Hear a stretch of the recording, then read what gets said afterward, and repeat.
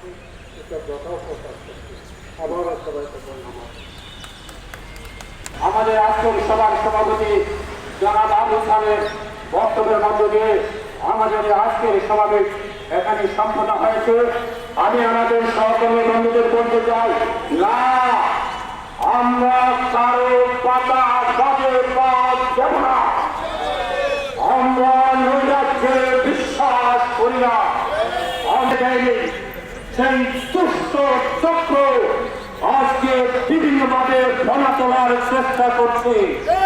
আমরা তাদের বিরুদ্ধে বেরিয়ে দেব।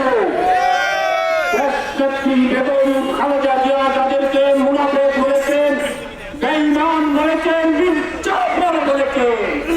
আমরা তাদেরকে এখানে বেড়ে উঠতে আর দেব না, আর সংক্ষেপ করবো না।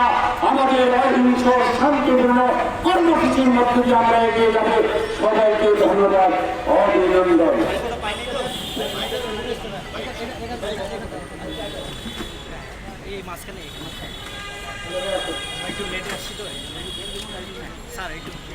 আমরা আজকে বাংলাদেশ জাতীয়তাবাদী ফোরামের উদ্যোগে আমরা বিক্ষোভ সমাবেশ করেছি।